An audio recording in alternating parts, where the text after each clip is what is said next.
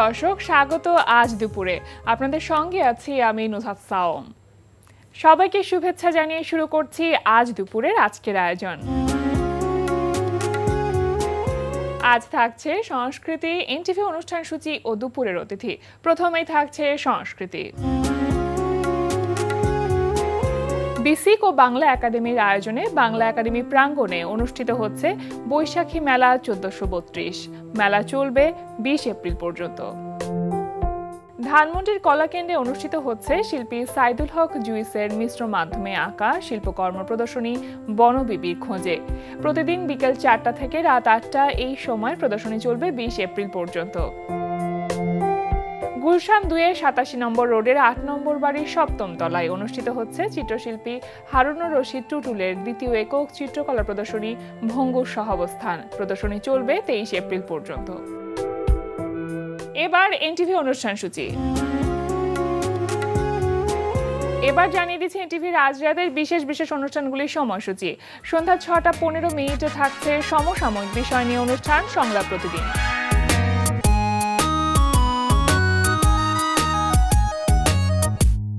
6:45 থাকছে বিজ্ঞান বিষয়ক আয়োজন বিজ্ঞানে আনন্দ। রাত 8:20 থাকছে আলামিন স্বপনের রচনায় তাইফুর জাহান আশিকের পরিচালনায় ধারাবাহিক নাটক ফাউল। প্রেম করব গোপনে, আর যদি কাউরেও কইছো না তাহলে কিন্তু আর জীবনও প্রেম করবো না। কেউরে জানাবো না, শুধু দুইজনের ভিতরে প্রেম ফেরিতে থাকবে। খুশি লক্ষ্মী?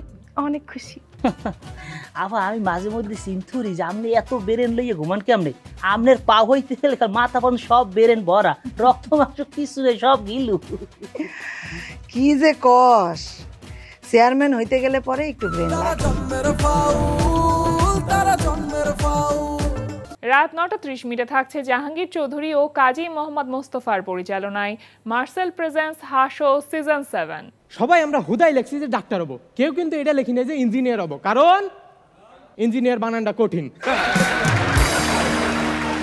চাচ্চু, হ্যাঁ, চা মূলত অনেক প্রকার, যেমন রং চা, দুধ চা, লিকার চা, লেবু চা, এটা চা, ওটা চা, মাপ চা, বিচার চা, আর সবচেয়ে মজার চা কোনটা জানেন? কোনটা? চামচা।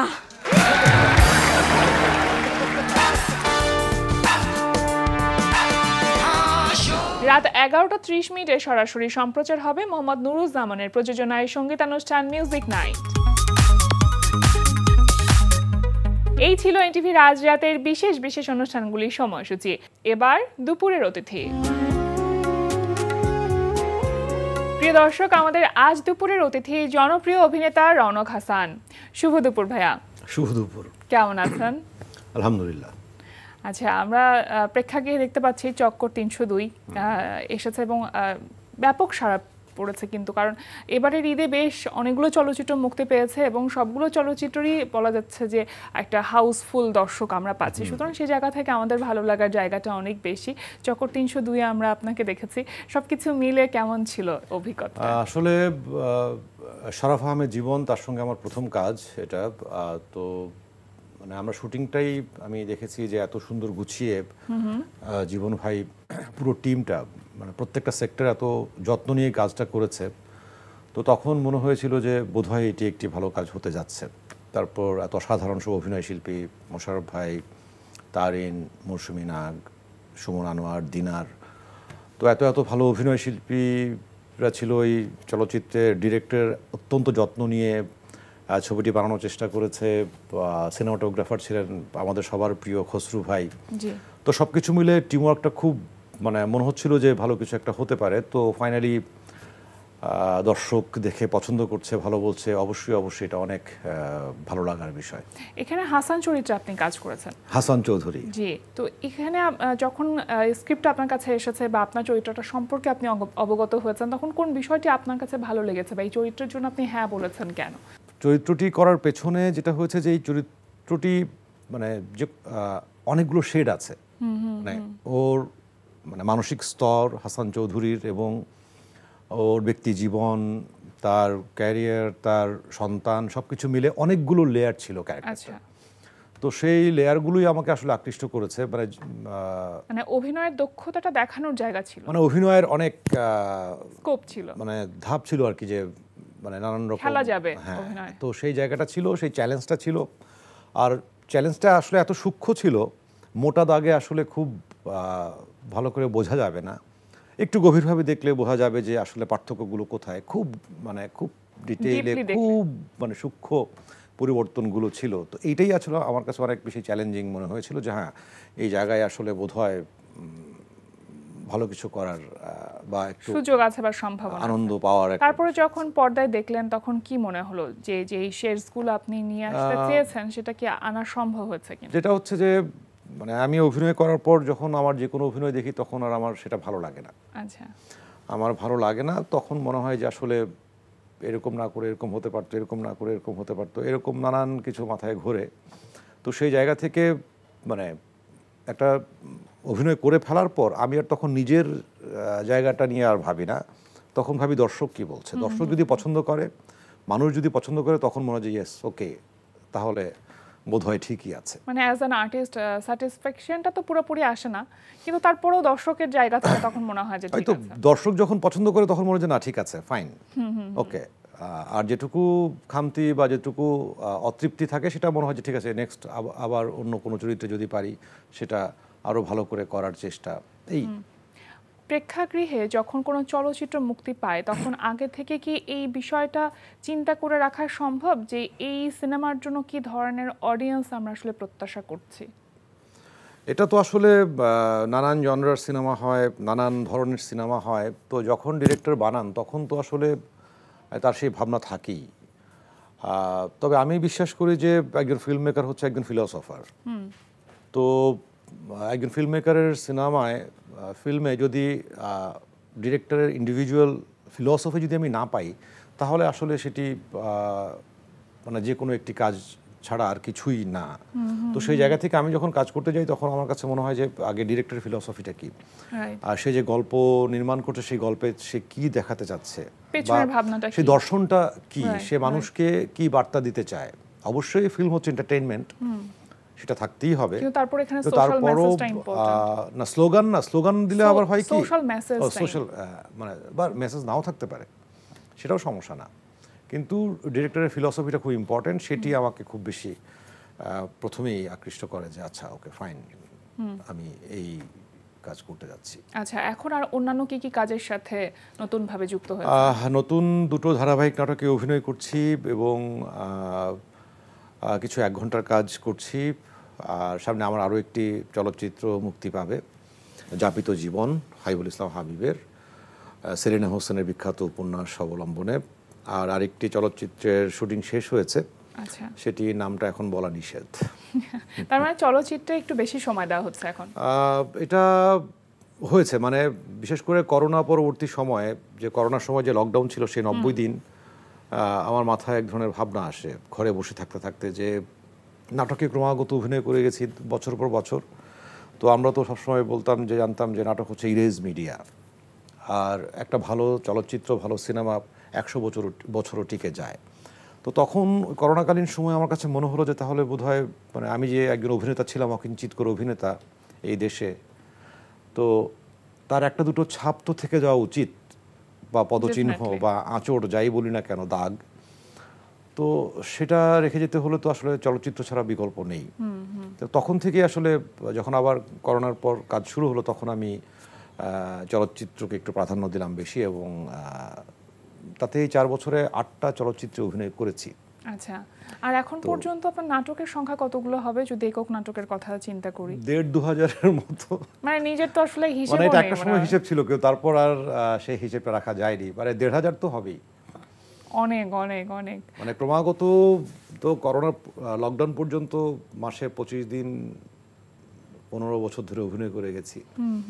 করোনার পরে সেটা এসে আমি কমিয়েছি সিনেমা করার জন্য এবং এই করার জন্য, কিন্তু তার আগে তো ক্রমাগতই অভিনয় করে গেছি। আচ্ছা, এই যে অভিনয় শিল্পী হিসেবে যে আপনার যে দীর্ঘ যাত্রা পথটা, সেটা তো শুরু হচ্ছিল আসলে মঞ্চ থেকে।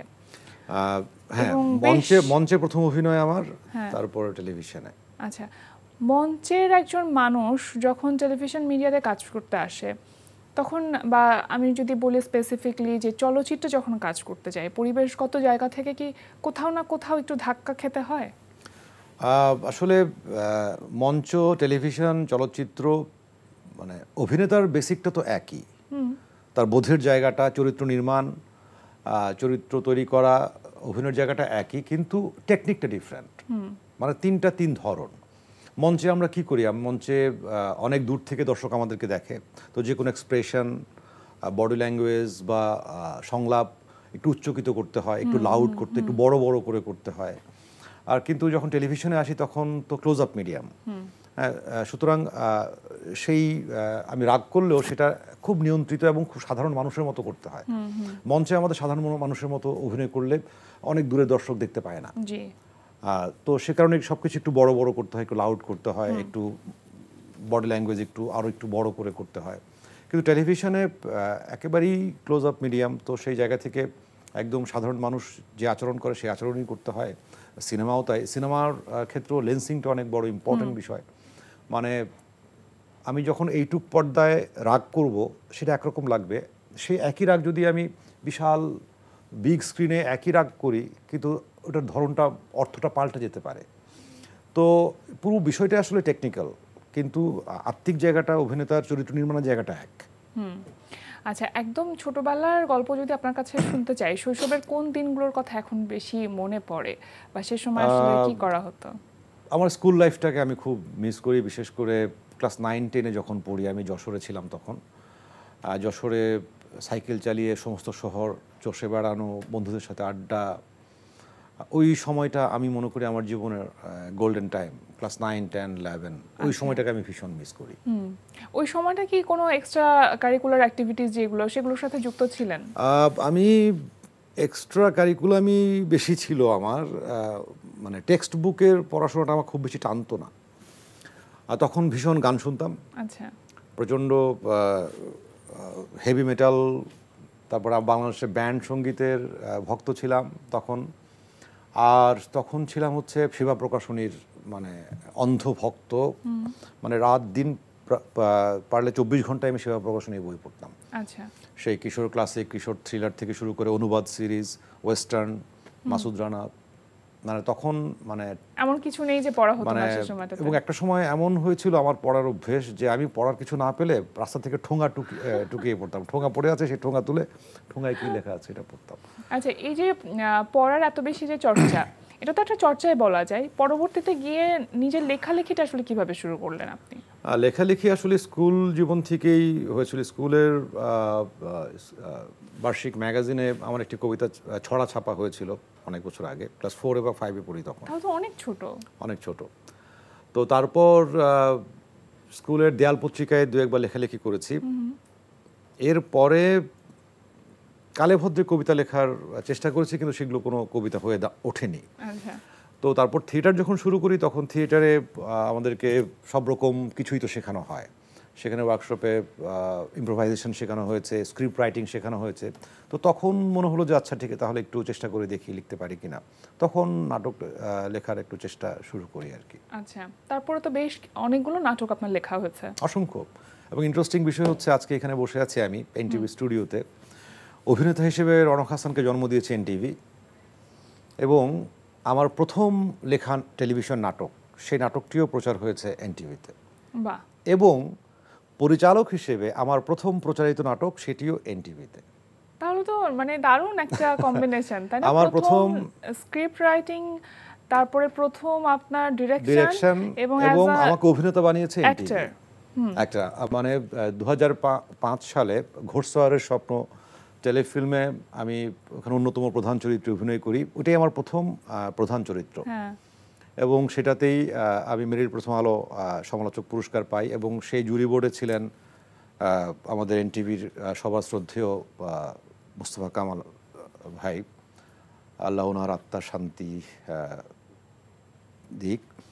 তো উনিও জুরি বোর্ডে ছিলেন। তো আমি অ্যাওয়ার্ডটা পেয়ে যাই, এবং তারপর পরেই আমার এনটিভির ধারাবাহিক কাছের মানুষ, লাবণ্য প্রভা, মেঘ বলেছে যাবো যাবো, পরপর বেশ কিছু ধারাবাহিক, এই দুটো কাজ দিয়েই আসলে অভিনেতা রনকের জন্ম হয়।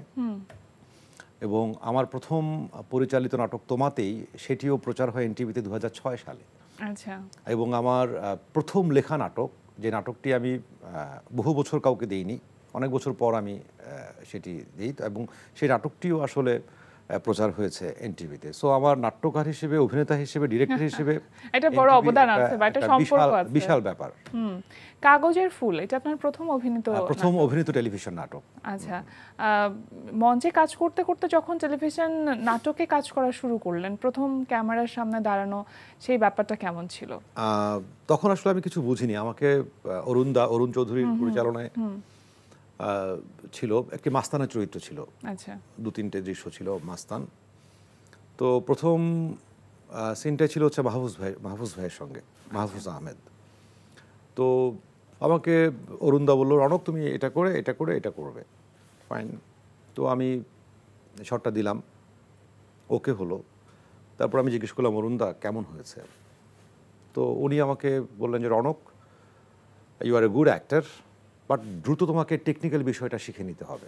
মানে আমি টেকনিক্যাল ছিলাম না। আমার যেটা সমস্যা হচ্ছিল যে আমি মঞ্চে যেরকম অভিনয় করতাম সেই অভিনয়টাই তখন করে ফেলেছিলাম, টেকনিকটা আমি আসলে বুঝতে পারিনি। তখন যেটা বলছিলাম যে একটু ধাক্কা খেতে হয়। মানে যখন অভিনয় করছিলাম তখন মনে হচ্ছে যে দুর্দান্ত করছি, ফাটিয়ে ফেলছি, কিন্তু স্ক্রিনে দেখার পর মনে হচ্ছে হ্যাঁ এত জঘন্য অভিনয় কি করে করলাম, যে একে মারো। মানে আমার প্রথম দিকে আমার টেলিভিশন অভিনয় নিজেই দেখলেই মনে হতো যে একে মারা উচিত, যে এখানে অভিনয় করতে আসছে। আচ্ছা, শুধু টেকনিকটা বুঝতে পারতাম না প্রথম দিকে, সে কারণেই আসলে এটা হয়েছিল। আচ্ছা, এখন কি মঞ্চে সময় দেওয়া হচ্ছে?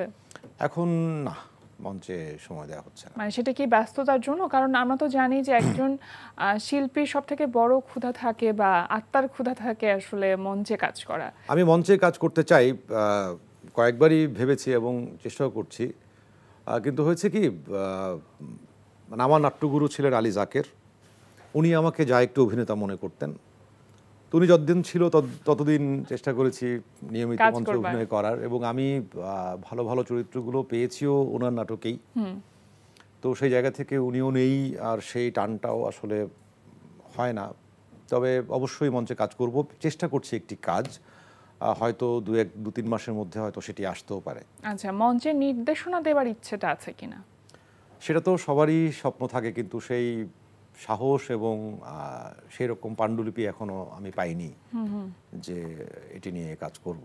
আচ্ছা, আপনার একজন অভিনয় শিল্পী হিসেবে আপনার নাম আছে, পরিচালক হিসেবে আছে, স্ক্রিপ্ট রাইটার হিসেবে তো আছেই। আর আপনার কাছে কি মনে হয় যে আপনি কোনটা হয়ে উঠতে পেরেছেন? আর প্রথমত আমি নিজেকে অ্যাক্টরই ভাবি, অভিনেতাই ভাবি। আমি মানে থিয়েটার শুরু করার পর থেকে নিজেকে অভিনেতা ছাড়া আর অন্য কিছু ভাবিনি। নাট্যকার বা পরিচালক হয়ে গেছি কোনো কারণে, কিন্তু আমার পূর্ণাঙ্গ সত্তা আসলে অভিনেতার সত্তা। আচ্ছা, এই যে আমরা পুরাতন কিছু কথা বা স্মৃতিচারণ করছিলাম, সেখানে আমি একটি প্রশ্ন করতে চাই যে একজন অভিনেতা হিসেবে নিজেকে দেখা, এটা তো একটা বড় ড্রিম থাকে। তো এই ড্রিমটা আপনি আসলে কিভাবে বা কোন সময় দেখেছিলেন? কারণ শখের বশে তো অনেকেই হয়তো অভিনয় করছে, পাশাপাশি অন্য হয়তো চাকুরি করছে, কিন্তু একেবারে পেশাগত জায়গা থেকে অভিনয় শিল্পী হওয়া এটা একটা বড় সিদ্ধান্ত। সেটা আসলে কিভাবে নিয়েছিলেন? প্রথমত হচ্ছে, আমি যখন থিয়েটার শুরু করি এবং প্রথম যখন অভিনয়ের সুযোগ পাই, মঞ্চে যখন দাঁড়ালাম, তখন আমার কাছে একটা অদ্ভুত অনুভূতি হলো। মানে আমি জানি না, সেটা ওই মুহূর্তটা আমি বর্ণনা করতে পারবো না, কিন্তু পরবর্তীতে যখন দিনের পর দিন যেতে থাকলো, থিয়েটার করতে থাকলাম, তখন একটা পর্যায়ে দেখলাম যে আমি সবচেয়ে বেশি আনন্দ পাই অভিনয় করতে। মঞ্চে যতক্ষণ থাকে ততক্ষণ মনে হয় যে আমি পৃথিবীর শ্রেষ্ঠ মানুষ, আমি সবচেয়ে পবিত্র মানুষ। কারণ ওই মুহূর্তে বা এখনও আমি যখন টেলিভিশনে ক্যামেরার সামনে দাঁড়াই বা সিনেমায় অভিনয় করি, তখন কিন্তু আমার মাথায় পৃথিবীর লোভ, লালসা, হিংসা, ঘৃণা, কাম কোনো কিছুই আমার মাথায় কাজ করে না। আমি তখন পুরোপুরি চেষ্টা করি সেই চরিত্রটি হয়ে উঠবার জন্য, সেই মানুষটা হয়ে উঠবার জন্য। তো তখন তো আসলে আমি পবিত্র, পৃথিবীর কোনো রকম কোনো কিছুই আমার মধ্যে কাজ করছে না। তো আমি তো মানে এই আনন্দটা তো আমি বারবার পেতে চাই এবং সমগ্র জীবন পেতে চাই, যে আমি ব্যক্তির রণক, আমার নানান রকম দোষ ত্রুটি আছে, ভুলভ্রান্তি আছে, নানান রকম আছে। তো এটা নিয়ে তো খুব আত্মপ্রসাদে ভোগার কোনো সুযোগ নেই মানুষ হিসেবে। কিন্তু আমি যখন অভিনেতা, আমি যখন অভিনয় করি, তখন তো আমি পৃথিবীর শ্রেষ্ঠ মানুষ, ওই মুহূর্তে সবচেয়ে পবিত্র মানুষ। তো এই অনুভূতি আমি তো সবসময় পেতে চাই, আমি এই অনুভূতির ভেতরেই আমি থাকতে চাই, এভাবেই আমি আমার জীবনটা পার করি। কি চমৎকার করে বললেন, শুনতেও ভালো লাগছিল। কি জানি না চমৎকার করে। স্বপ্নটা কি আসলে? স্বপ্ন তো মানে আমার সৃজনশীল বা ক্রিয়েটিভ লাইনের কথা যদি বলি, আমি তো অভিনেতাই হতে চেয়েছি, অভিনয় করতে চেয়েছি। আমি আমৃত্যু অভিনয় করতে চাই। আর আমার স্বপ্ন হচ্ছে আমার সন্তান, আমার ছেলে রণজয় হাসান, ও যদি একজন ভালো মানুষ হয়ে ওঠে, এর চেয়ে বেশি কিছু আমার আর চাইবার নাই। ভীষণ ভালো লাগছিল ভাইয়া কথা বলতে। আসলে কথা বলতে বলতে আমার কাছে মনে হচ্ছিল আমি একটু অন্য একটা জগতে চলে গেছি। দুর্দান্ত কথা বলেন আপনি, সুতরাং আড্ডা শেষ করা আসলে বেশ কঠিন। আজকে আমাদের আয়োজনে আসবার জন্য আমন্ত্রণে সাড়া দিয়েছেন, সেজন্য আপনাকে অসংখ্য ধন্যবাদ। আপনাকেও ধন্যবাদ। এবং এনটিভি, মানে বললামই যে আমার নাট্যকার হওয়া, পরিচালক হওয়া এবং অভিনেতা হওয়ার পেছনে এনটিভির একটা বিশেষ বিশেষ বিশেষ আমার কাছে একটা আবেগের নাম এনটিভি। সো এনটিভিকেও ধন্যবাদ, আপনাকেও ধন্যবাদ, সবাইকে ধন্যবাদ। শুভকামনা। প্রিয় দর্শক, আমরা চলে এসেছি অনুষ্ঠানের শেষ প্রান্তে। অনুষ্ঠান সম্পর্কে আপনার মতামত জানাতে মেইল করুন আজ দুপুরে @ntvbd.com এ। বিশ্বের যে কোনো প্রান্ত থেকে যে কোনো সময় আজ দুপুরে দেখতে ভিজিট করুন আমাদের পূর্ণাঙ্গ ওয়েব পোর্টাল www.ntvbd.com। এছাড়া এনটিভি সব জনপ্রিয় অনুষ্ঠান ও খবরের আপডেট পেতে ভিজিট করুন আমাদের ইউটিউব চ্যানেল ও ভেরিফাইড ফেসবুক পেজে। সবার মঙ্গল কামনায় আজকের মতো এখানেই শেষ করছি। শুভ দুপুর।